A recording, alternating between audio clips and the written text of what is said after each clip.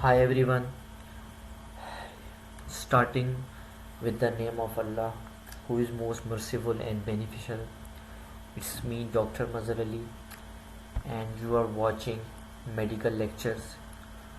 So today I will just give you introduction of basic neuroanatomy.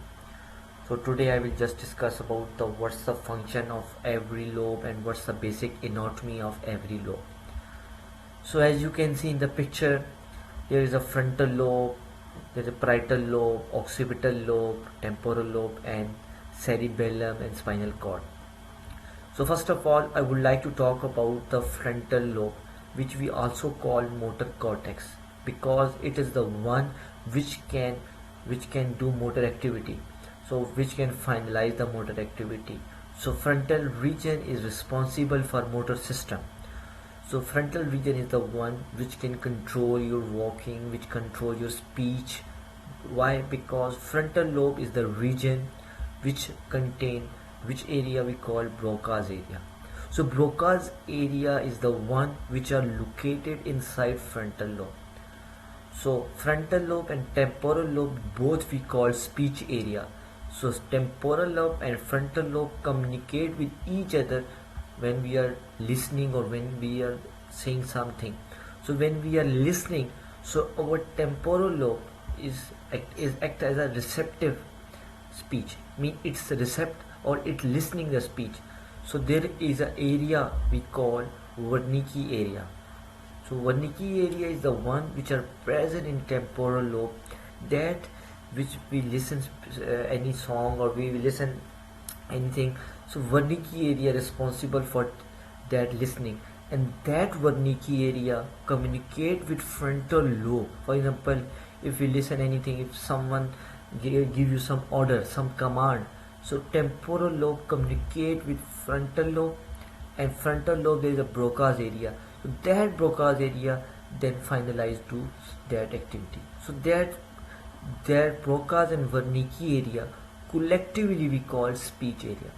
So frontal region, so frontal cortex, the main physiology of this is that the frontal lobe function, it can control your bowel habit, that when you have micturate or when you don't need to micturate. So bowel, so your bladder control, your urinary bladder control is, which lobe is controlled? Frontal lobe. So frontal lobe is the one which can control all the bowel habit, even some as well as in the urinary bladder control. So if someone have frontal lobe problem like stroke, so that patient develop urinary incontinence. Frontal lobe is also responsible for the thinking. So if someone develop any stroke in the frontal lobe, so patient might be develop some motor problem and some thinking problem, urinary incontinence. So this is a major function of frontal lobe. So thinking, behavior, and bladder control, these all depend on the frontal lobe. So that's why frontal lobe is a very important. There is, you can see there is a frontal sulcus, then there is a gyrus. So that we call frontal lobe. So frontal lobe, when you think something, the frontal lobe is working. So when you are micturate, frontal lobe is working. When you are walking or when you are saying something, your frontal lobe is working.